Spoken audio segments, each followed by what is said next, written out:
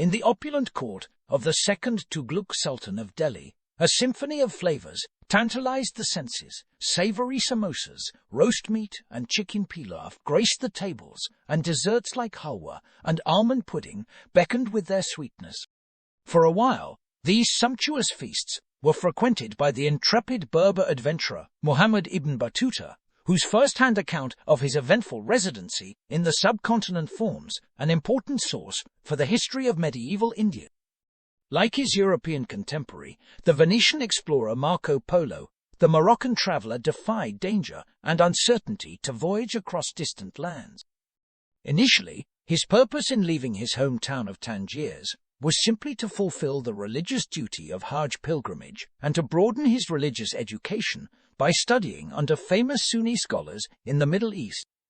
But an Egyptian holy man, a Sufi mystic by the name of Burhan ad-Din, convinced him that it was his destiny to be a world traveller and told him to look up and greet 3 specific holy men, 1 in China and 2 in the subcontinent.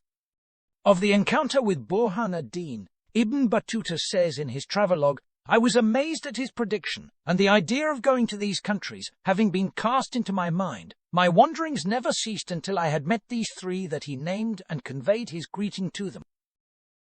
Over a period of 30 years, Ibn Battuta would travel extensively in the lands of Afro-Eurasia by camel, horse, mule, litter, wagon, and boat, surpassing, in terms of kilometers traversed, both Marco Polo and the Chinese mariner Zheng He. It was a time when wandering scholars and seekers of knowledge could expect modest free meals and lodgings in the madrasas that dotted the Muslim world, but by the time Ibn Battuta arrived in India, his renown was such that he had become accustomed to the hospitality of sultans, governors, and high dignitaries. Lured by the prospect of imperial patronage, he had crossed the Indus River in September of 1333 and made his way to the court of his namesake Muhammad ibn Tughlaq, the immensely wealthy but erratic and violent Turkic monarch of the Delhi Sultanate. Ibn Battuta arrived preceded by his reputation and was accorded a warm welcome by Tughlaq's vizier, who promptly escorted him to the palace residence of the Sultan's blind mother, where he received a dress of honor and partook in a ceremonial meal. And at a second audience on the following day, the vizier gifted the traveller 2,000 silver dinars. Finally, on the 3rd day after his arrival, he was taken to see Tughlaq himself, described as a tall, white-skinned man on a gold-plated throne. Evidently Tughlaq was so impressed by the traveller that he offered him a position of influence at his court, tasking him with enforcing Sharia law in the metropolis of Delhi. As Ibn Battuta reports, "I approached the Sultan, who took my hand and shook it, and continuing to hold it, addressed me most kindly, saying in Persian, 'Your arrival is a blessing. Be at ease. I shall give you such favors that your fellow countrymen will hear of it and come to join you.' Every time he said any encouraging word to me, I kissed his hand until I had kissed it 7 times, and after he had given me a robe of honor, I withdrew." The rewards promised to Ibn Battuta for his services were immense, but not quite commensurate with the perils involved in associating with the mercurial ruler of most of India. For beneath the sovereign's regal demeanor and grandeur lay a volatility that sent ripples of fear through the imperial court. One moment he would bestow lavish favors and shower his subjects with opulence, and the next he could unleash unimaginable cruelty, subjecting even the most esteemed individuals to the harshest of punishments. Ibn Battuta would in time see many friends and associates fall victim to his relentless paranoia and undue severity. As he later reported, the Sultan was far too free in shedding blood. He used to punish small faults and great, without respect of persons, whether men of learning or piety or noble descent. Every day there are brought to the audience hall hundreds of people, chained, pinioned, and fettered, and they are executed, tortured, or beaten. Though a cultured man of learning, with a flair for poetry and calligraphy, and even an appreciation for Greek rationalist philosophy, the sovereign, who reportedly once beat a man to death with his bare hands, was immensely distrustful of those who surrounded him and intolerant even of the slightest criticism. Yet, captivated by the promise of wealth and influence, Ibn Battuta chose to turn a blind eye to the risks involved and boldly venture into the treacherous realm of court service. Surprisingly scant attention is allocated in Ibn Battuta's chronicles to his official duties as a kadi in the Sultan's capital. Instead, he makes much of how he was honored to sit or ride with the Sultan on gaudy hunting expeditions, a signature display of grandeur among Turkic and Mongol rulers. These colossal processions in the capital's hinterland required the participation of nearly the entire ruling establishment, and custom dictated that the Sultan's officeholders replicate, albeit on a smaller scale, the opulence of their sovereign's grand encampment.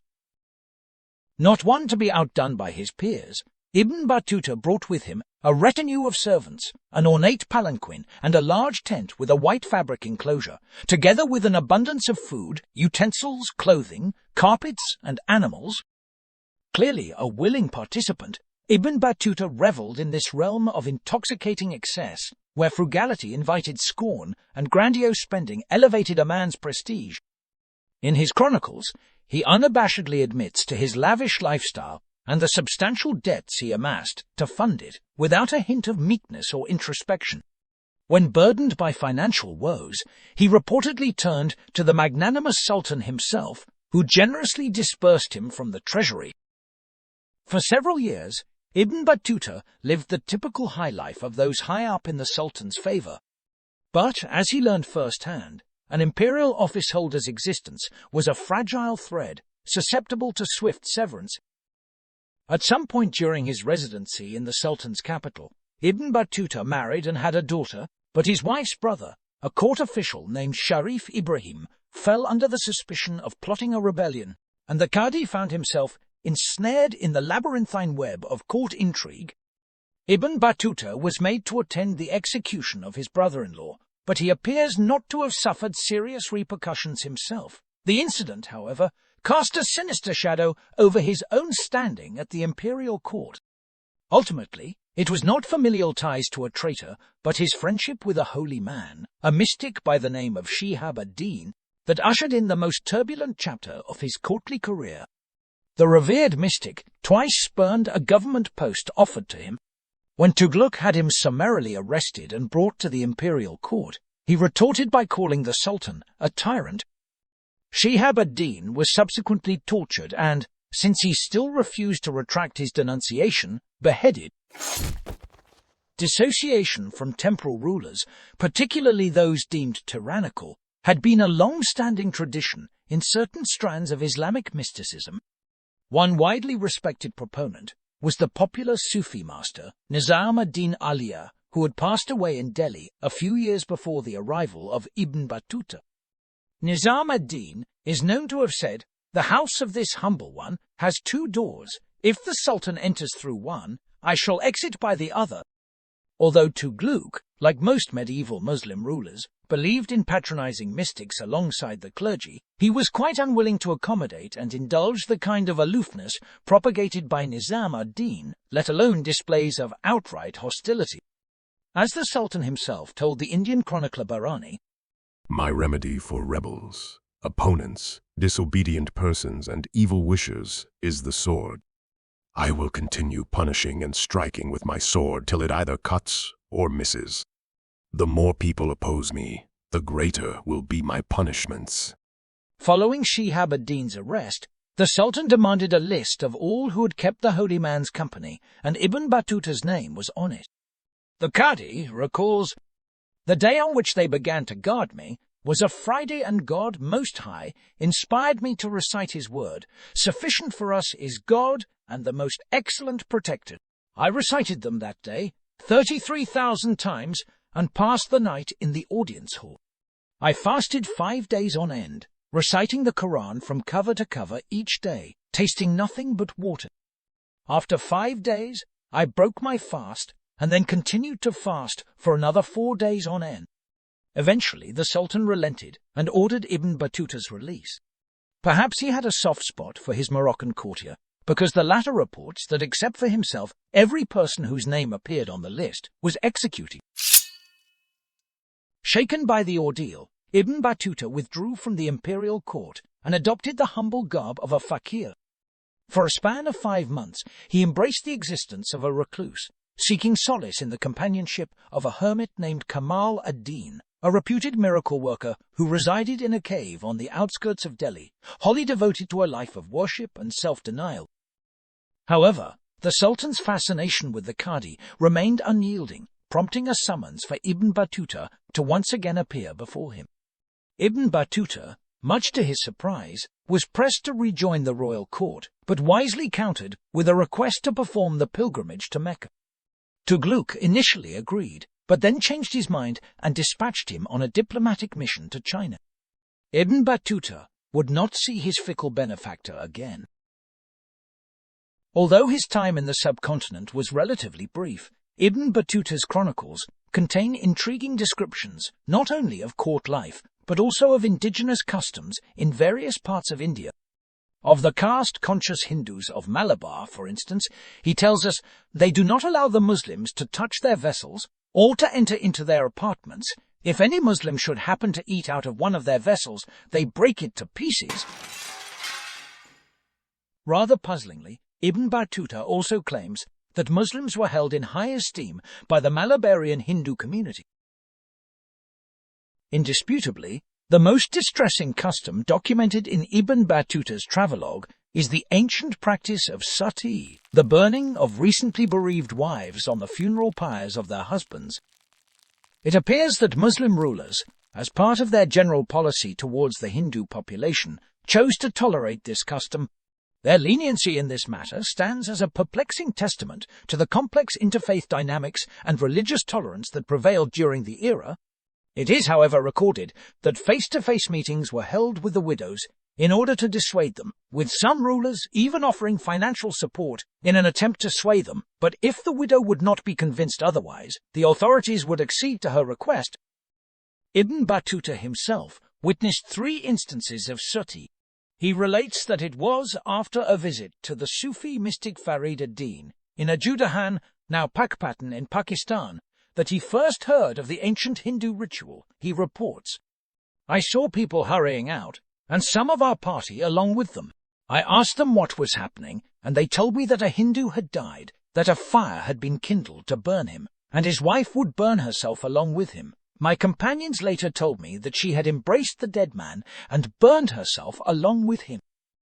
Ibn Battuta describes later processions in which widows were transported on horseback, preceded by drums and trumpets and accompanied by Brahmins, Hindu priests. He reports, "The burning of the wife after her husband's death is regarded by them as a commendable act, but is not compulsory. When a widow burns herself, her family acquires a certain prestige through it and gains reputation for fidelity. A widow who does not burn herself dresses in coarse garments and lives among her own people in misery, despised for her lack of fidelity. She is, however, not forced to burn herself." Ibn Battuta further reports that he saw in the town of Amjera, in Madhya Pradesh, 3 widows whose husbands had been killed in battle. He relates, "I rode out with my companions to see the way in which the burning was carried out. After 3 miles, we came to a dark place with much water and shady trees, amongst which there were 4 pavilions, each containing a stone idol. Between the pavilions there was a basin of water, over which a dense shade was cast by trees so thickly set that the sun could not penetrate them. The place looked like a spot in hell. Fires had been lit near this basin in a low-lying spot, and screened off by a blanket held by some men, so that the widows should not be frightened by the sight of them. I saw one of them, on coming to the blanket, pull it violently out of the men's hands, saying to them with a smile, 'Do you think I am frightened by the fire? I know that it is a fire, so leave me alone.' Thereupon she joined her hands above her head in salutation to the fire, and cast herself into it. At the same moment the drums, trumpets, and bugles were sounded. The men then proceeded to throw firewood on her and to put heavy wood on top of her to prevent her from moving. Cries were raised, and there was a loud clamour. When I saw this, I had all but fallen off my horse, if my companions had not quickly brought water to me and laved my face." Ibn Battuta's account is invaluable, as it appears to be the earliest detailed eyewitness account of this distressing tradition, of which sporadic occurrences persist. Overall, Ibn Battuta's travelogue is highly regarded for its historical, geographic, and cultural documentation, making it a significant source for anthropological and cultural studies. In particular, Ibn Battuta's meticulous account of pre-modern India bestows upon it a priceless status in the eyes of researchers and historians